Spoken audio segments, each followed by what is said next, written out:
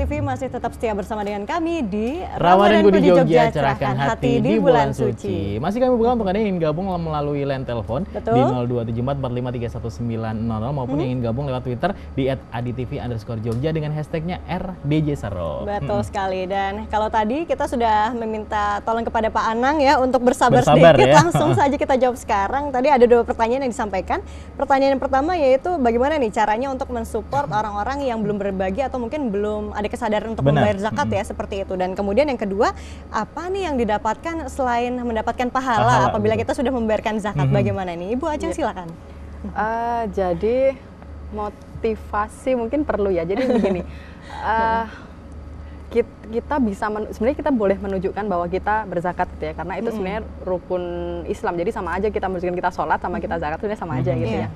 Itu sebagai bukan dalam konteks riya sebenarnya, tapi untuk menunjukkan bahwa ini ada zakat loh gitu. Ada kewajiban yang harus kita keluarkan dan bapak atau ibu atau jenengan gitu ya, itu sudah termasuk di dalamnya gitu, yang sudah harus wajib zakat gitu. Bagaimana caranya? Kalau memang kita sudah punya pengertian ya kita ajarkan semacam itu ya.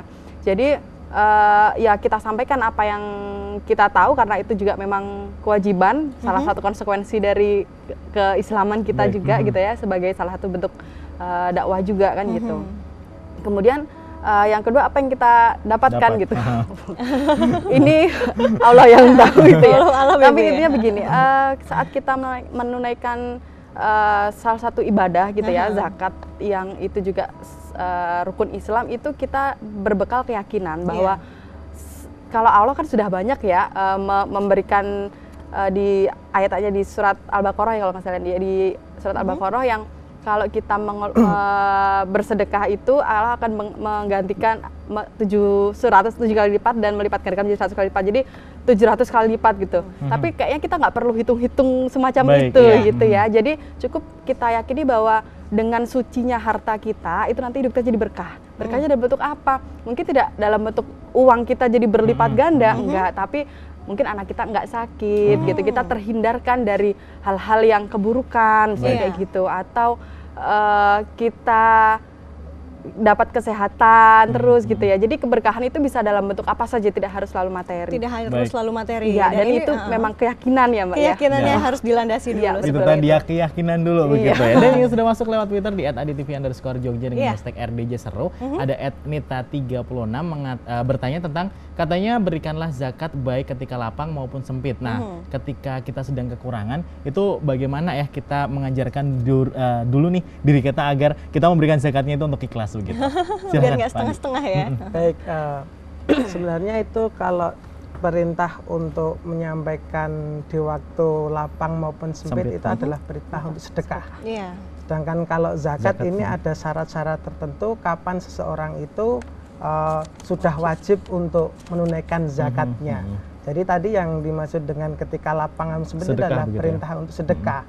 Nah, zakat ini, kalau zakat tadi paling tidak orang sudah wajib menunaikan zakat itu jika sudah hartanya mencapai nisab atau mencapai batasan kapan orang itu mencapai nisab. Yang kedua, paling tidak sudah mencapai haul.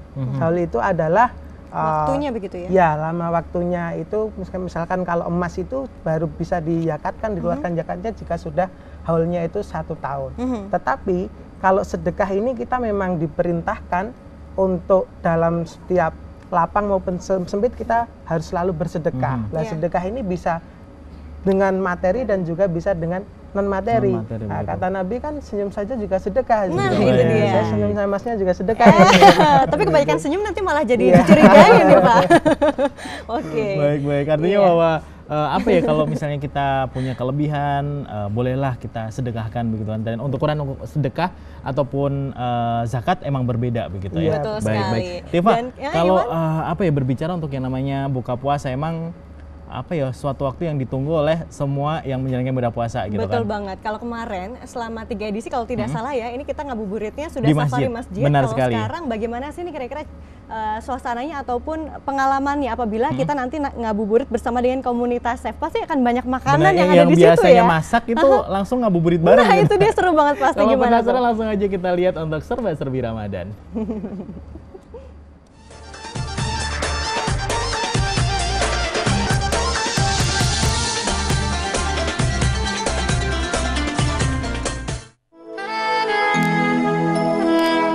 Selamat sore pemirsa Ramadanku di Jogja. Tim Serba-Serbi Ramadan sore ini akan mengajak kalian untuk ngabuburit bersama komunitas chef di Yogyakarta. Puasa merupakan bulan penuh berkah. Mari kita manfaatkan untuk hal yang positif. Seperti kegiatan para komunitas chef di Yogyakarta ini. Mereka membagikan 1000 takjil di kawasan titik 0 km Yogyakarta. Acara bagi-bagi 1000 takjil gratis ini merupakan kerjasama dari sejumlah komunitas seperti Persatuan Hotel Restoran Indonesia, Asosiasi Chef Indonesia, TNI, FKPPI, dan komunitas-komunitas lainnya. Selain itu, mereka juga membagikan stiker sebagai ajakan untuk menjaga perdamaian pasca pemilihan umum Presiden 9 Juli lalu. Aksi bagi-bagi 1000 takjil ini menarik perhatian sejumlah warga maupun wisatawan yang melintas di kawasan 0 km. Bagaimana tidak? Chef yang biasanya sibuk di dapur dengan olahan menu masakan, kini tampak membagikan takjil lengkap dengan kostum chef andalannya. Mereka sangat antusias dan juga turut mendukung sepenuhnya acara ini. Dengan gerakan ini diharapkan akan menjadi contoh masyarakat di daerah lain untuk turut serta menjaga perdamaian demi keutuhan bangsa Indonesia dan ketentraman masyarakat. Praswati, Adi TV. Ku bersyukur padamu, walau kata tak sanggup ungkapkan kau.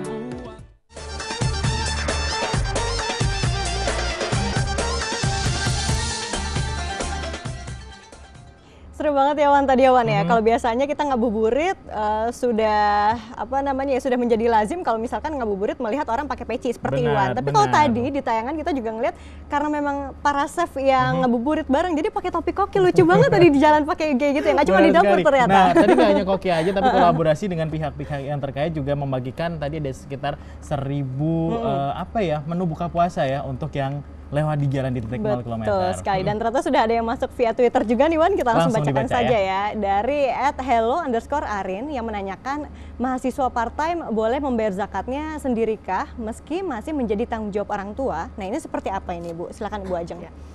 Jadi niatnya mulia sekali dari Mbak itu tadi ya. Jadi begini, seperti yang di awal tadi sudah dijelaskan ya, bahwa kalau zakat itu ada ketentuannya. Iya. Jadi siapa yang wajib untuk mengeluarkan zakatnya, berapa nilai atau berapa jumlah harta kekayaannya, sehingga dia harus mengeluarkan zakat. Nah, lalu bagaimana kalau orang yang belum wajib zakat sebenarnya secara hitungan, tapi dia mengeluarkan zakat gitu, tidak ada larangan untuk ini gitu ya. Insya Allah sih mendapatkan pahala yang sama dengan zakat, tapi sebenarnya memang belum wajib, gitu. Belum wajib, tapi kalau mau dikeluarkan silahkan gitu. Atau kalaupun tidak zakat, keluarkan saja infak atau sedekahnya. Jadi memang mulai dari hal-hal kecil, sedekah dulu, infak dulu, nanti kalau sudah mampu baru mulai zakat ya. Oke. Baik, Bapak Andi, kalau berbicara untuk zakat sendiri, tadi kan ada beberapa kategori itu kan dan ada ketentuan juga. Nah, cara perhitungannya sendiri kalau misalnya kita belum sempat untuk menanyakan konsultasi tentang zakat, itu sebenarnya bagaimana kalau misalnya kita memiliki kekayaan begitu, Pak Andi? Ya, baik. Jadi model penyaluran zakat ini baik di zaman Rasulullah maupun sekarang kan paling tidak kita ketemukan ada 2 model.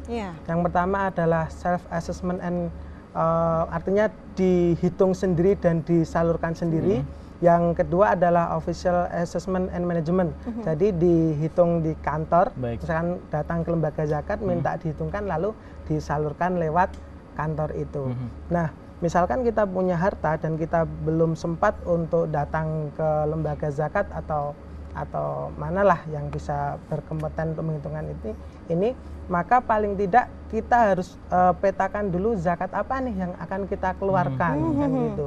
Karena zakat ini kan tadi saya sampaikan bahwa ini ada banyak jenisnya ya. Misalkan zakat emas, saya ulangi bahwa zakat emas ini dikeluarkan jika nisabnya itu kita miliki emas paling tidak 85 gram emas dan harus kita miliki selama 1 tahun penuh. Itu baru dikeluarkan, besar zakatnya adalah 2,5%. Nah, sedangkan misalkan zakat pertanian, misalkan kita sebagai petani nih, kadang kan petani ternyata dalam Islam juga dikenakan wajib zakat. Cuman kapan akan mengeluarkan zakatnya itu? Ternyata nisabnya adalah 653 kg. Jadi ketika panen itu hasil panennya itu adalah 653 kg itu, maka nanti itu baru dikeluarkan zakatnya. Nah, zakatnya kalau dengan irigasi artinya mengeluarkan biaya untuk itu, zakatnya adalah 5%, sedangkan kalau dengan tada hujan itu 10%. Nah, ini adalah contoh ya, beberapa contoh tentang pengeluaran zakat. Jadi memang sebenarnya yang perlu kita perhatikan dan kita lakukan itu adalah sosialisasi tentang zakat itu sendiri. Sosialisasi tentang zakat itu sendiri. Seperti apa? Tapi nanti Pak. Oh ya, itu udah waktunya saya harus ke dapur nih, Chef. Betul sekali. Pak Andi dan juga Ibu Ajeng. Chefnya nanti di sana ya. Akan masak untuk menu buka puasa tentunya nanti ya. Baik, tetaplah bersama dengan kami pemirsa di Ramadanku di Jogja. Cerahkan hati di bulan suci.